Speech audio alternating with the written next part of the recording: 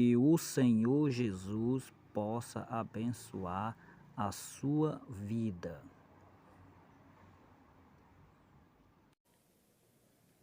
Capítulo 2 do profeta Jeremias.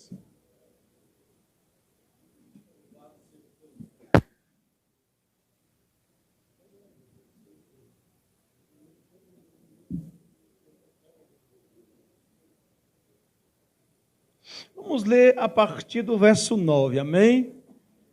Nós já lemos na leitura alternada assim que chegamos todo o capítulo, aliás, até o verso 13. Foi isso? E agora nós vamos ler até o verso 9 ao verso 13, amém? Em nome do Senhor Jesus. Podemos ler, igreja, amém? Amém. Diz assim o texto sagrado: portanto, ainda pleitearei convosco, diz o Senhor, e até com os vossos filhos pleitearei. Passai as terras do mar de Chipre e vede, mandai mensageiros a Quedar, e atentai bem, e vede se jamais sucedeu coisa semelhante. Houve alguma nação que trocasse os seus deuses, posto que não eram deuses? Todavia, o meu povo trocou a sua glória por aquilo que é de nenhum proveito. Espantai-vos disto, ó céus, e horrorizai-vos, ficai estupefatos, diz o Senhor, porque dois males cometeu o meu povo. A mim me deixaram o manancial de águas vivas e cavaram cisternas rotas que não retêm as águas. E quem pode dizer amém? Amém. Glórias a Deus. Meus queridos irmãos, a história vai nos mostrar que quando Martinho Lutero, dia 31 agora, estaremos comemorando a Reforma, domingo, quando Martinho Lutero, ele fixou lá na porta do castelo as suas 95 teses, a primeira delas dizia: quando Jesus disse, arrependei-vos, ele quis que a vida dos seus fiéis aqui na terra fosse uma vida de um constante arrependimento na presença dele. Está lá, é a primeira de todas. O arrependimento, irmãos, ele foi e é o tema central do Evangelho. O arrependimento foi a mensagem que ecoou, presbítero Saulo, dos lábios do homem de Deus, João Batista. E a sua famosa mensagem até dura para muitos, e principalmente para os da época: arrependei-vos, raça de víboras. Esta era a mensagem de João Batista.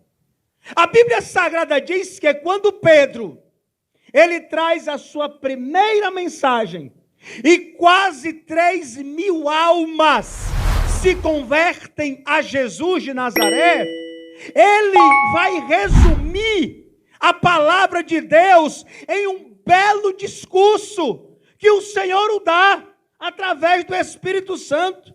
O povo, quando escuta aquela mensagem, faz a seguinte interrogação: e agora? O que faremos nós para ser salvo? Ele diz: arrependei-vos e sejam batizados no nome do Senhor. Paulo pregou o arrependimento. Jesus, mais do que todos, pregou a respeito da necessidade desse arrependimento. Mas, pastor, o que é o arrependimento? O arrependimento não é uma simples atrição de forma alguma, porque a atrição é apenas um simples pesar egoísta, que muitas vezes surge no nosso coração, diante do juízo, diante do castigo e diante daquilo que nós podemos perder. Aí a gente sente, muitas vezes, um sentimento de atrição. Foi isso que aconteceu no caso lá do Esaú. A Bíblia Sagrada diz que quando o pai dele distribui a bênção sobre o seu irmão Jacó, ele começa a chorar. Ele até esperneia, mas ele não estava arrependido legitimamente. Ele estava apenas sendo movido por um sentimento egoísta diante de tudo aquilo que ele perdeu. E a Bíblia diz que ele vai reclamar com o pai, não é a respeito das bênçãos espirituais, ele vai reclamar com o pai por causa das bênçãos materiais, o que ele tinha perdido. E ele até chora, irmãos. O verdadeiro arrependimento é um sentimento que surge no nosso coração de quebrantamento. É uma tristeza profunda diante das práticas pecaminosas que nós cometemos contra Deus. Porque nós já conhecemos a Deus, já conhecemos o seu querer e a sua vontade para as nossas vidas. Nós já conhecemos o seu amor, nós já sabemos de tudo o que Deus deseja de nós. E quando nós, a igreja, o crente, verdadeiramente, ele ama o Pai Celestial e ele comete uma fraqueza, ele escorrega, ele entristece o Espírito Santo com alguma prática, ele logo se arrepende, ele se entristece, ele vai para os pés do Senhor, gemendo, chorando, pedindo a Deus pelo seu perdão, porque verdadeiramente ele ama ao Deus Todo-Poderoso.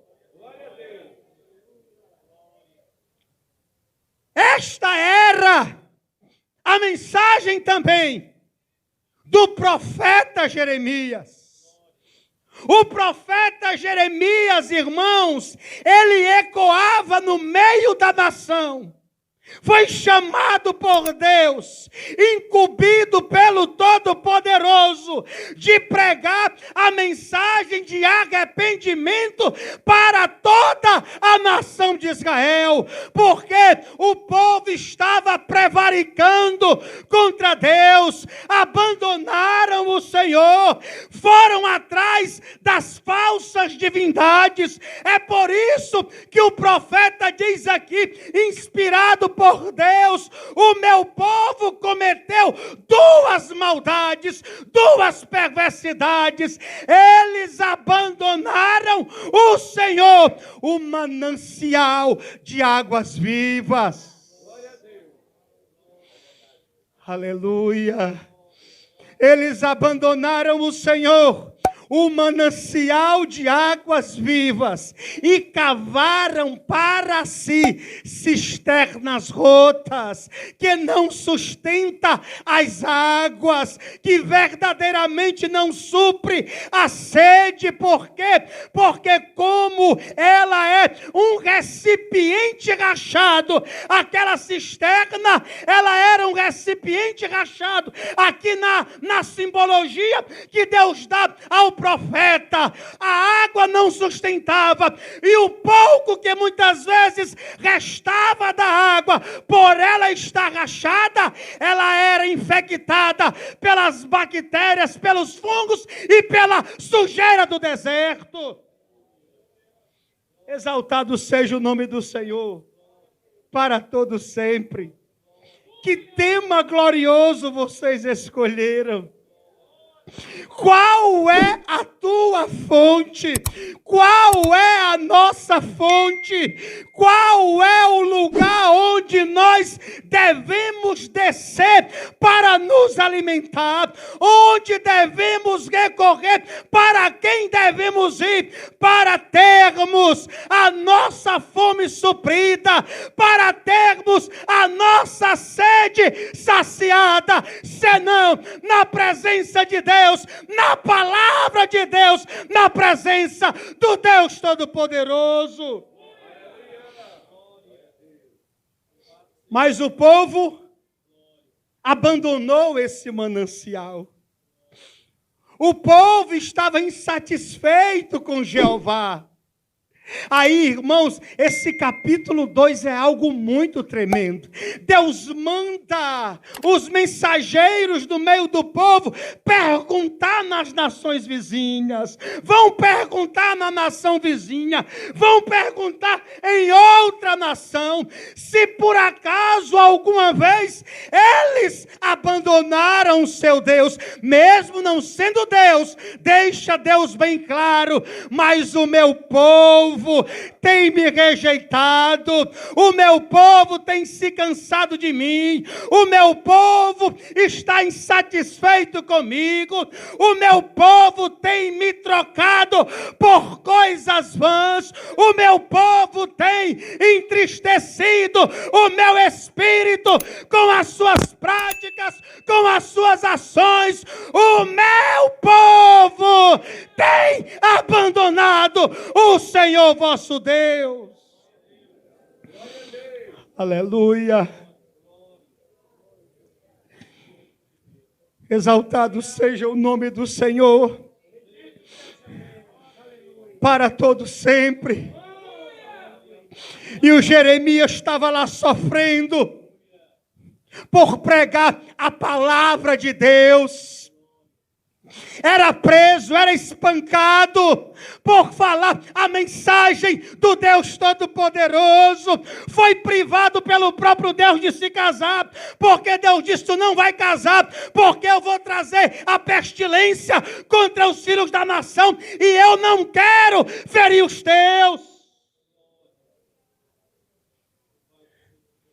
Louvado seja o nome do Senhor Deus, para todos sempre.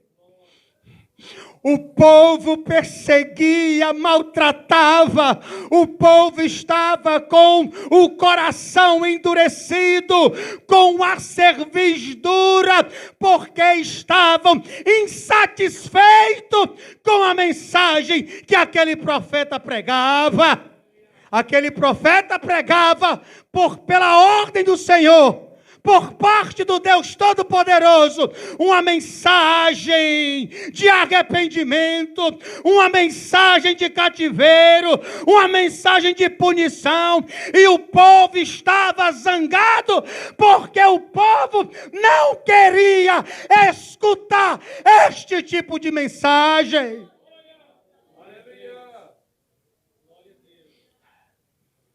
Meu Jesus do céu, o povo não queria, Suzana, aquela mensagem dura, mensagem de cativeiro, mensagem dura para nós. Vai para lá, profeta, sai daqui, tu não é de Deus não.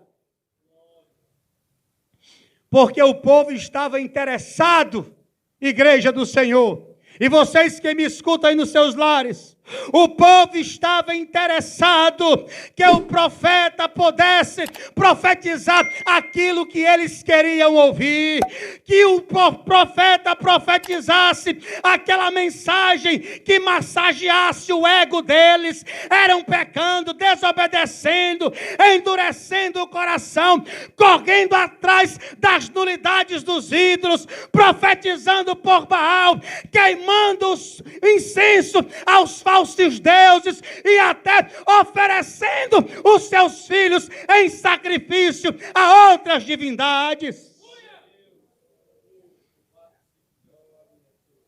Aí Deus levanta o profeta Jeremias para dizer: arrependei-vos, arrependei-vos. Arrependei-vos, povo de Deus, arrependei-vos, nação eleita, porque o mal já está determinado contra vós. E o povo dizia: pare com esta mensagem, pare com esta pregação. O coração deles ia a cada dia se endurecendo mais contra o Senhor, porque o povo estava apartado, verdadeiramente divorciado de Deus.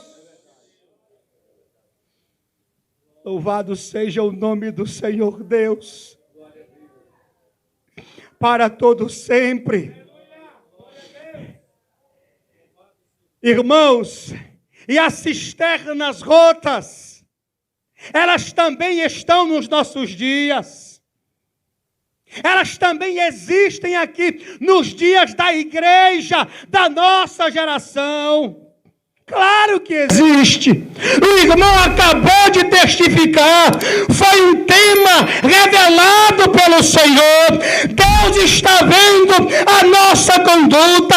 Deus está vendo as nossas ações. Ele sabe onde nós temos descido para beber. Se verdadeiramente na presença dEle, se verdadeiramente na graça dEle, se verdadeiramente na palavra, na oração, na consagração, ou se verdadeiramente estamos querendo imitar a conduta dos mundanos. Deus conhece, Deus sabe, Deus vê todas as coisas, meus amados irmãos. E o profeta do Senhor era pregando a palavra, falando aquilo que Deus tinha ordenado para ele dizer. E muitos endurecendo o coração. Será que isso não nos faz lembrar nada? Será que isso não nos faz lembrar de algo que acontece nos nossos dias? É os profetas de Deus que o Senhor tem levantado para ministrar a sua palavra, para falar da sua vontade, para falar aquilo que agrada o seu coração. Mas muitos têm endurecido o coração, correndo atrás de um caminho de facilidade, correndo atrás de uma cisterna diferente, correndo atrás de um manancial que verdadeiramente não é manancial, mas águas poluídas na presença de Deus. Exaltado seja o nome do Rei Jesus, para todo sempre.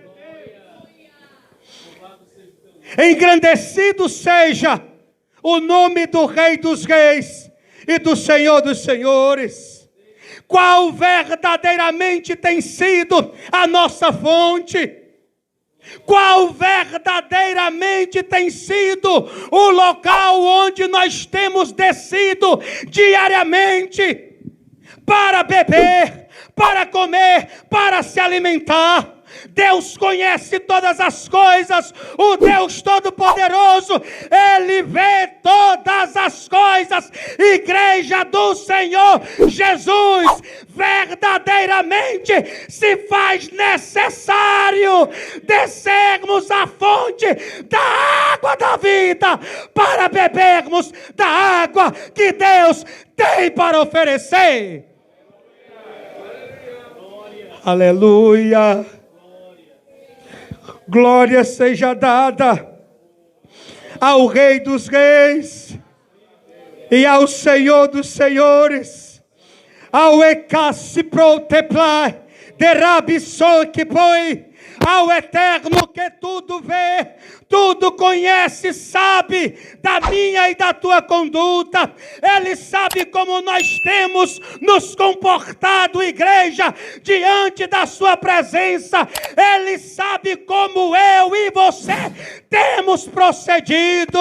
Mocidade, igreja do Senhor, obreiros, senhoras, verdadeiramente tem chegado o tempo de descermos à fonte do rio da vida, para que de lá possamos matar, saciar a nossa sede e verdadeiramente alegrar o nosso coração com a graça de Deus. Oh Espírito Santo,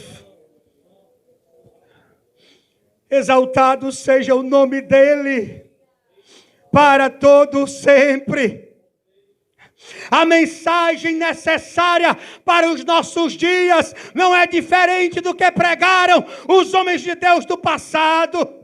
Nós, sabendo da nossa conduta, sabendo do nosso comportamento, sabendo das nossas negligências, e que verdadeiramente a nossa busca pela presença de Deus não seja apenas por um período.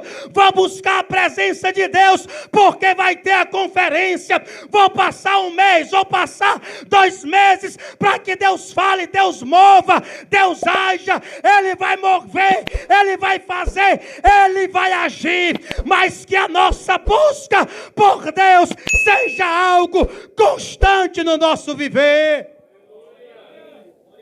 seja algo constante na nossa vida.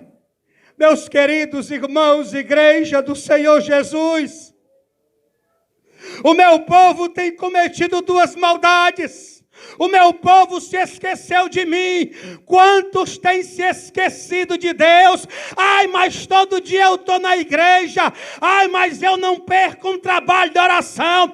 Mas Deus conhece como era o teu comportamento antigamente. Ele diz aqui para o povo até abria os lábios e dizia: Deus é o nosso Deus. Mas ele diz também que o povo tinha abandonado as suas primeiras ações. Aleluia. E estava lá o profeta Jeremias, incumbido pelo Senhor, para dizer: arrependei-vos, para dizer: convertei-vos verdadeiramente ao Senhor.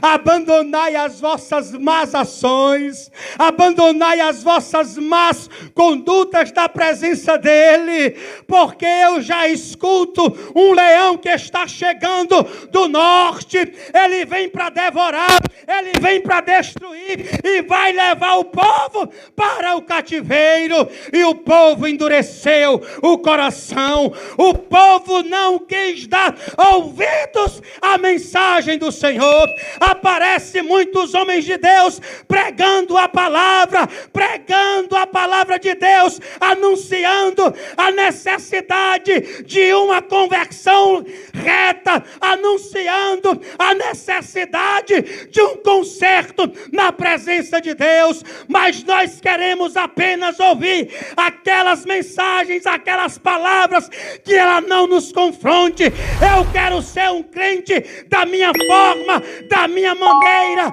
Não existe crente da sua própria maneira. Só existe crente que agrada a Deus. É aquele que se enquadra nos padrões do Evangelho do Senhor. Este precisa, eu preciso, nós precisamos verdadeiramente nos enquadrar nesses padrões, na forma que a Bíblia nos ensina, da forma que a Bíblia nos orienta, a forma que a palavra de Deus tem nos corrigido todos os dias, nos doutrinado todos os dias. Não endureçamos o nosso coração, diz o Senhor: se hoje ouvirem a minha voz, não endureçam o vosso coração.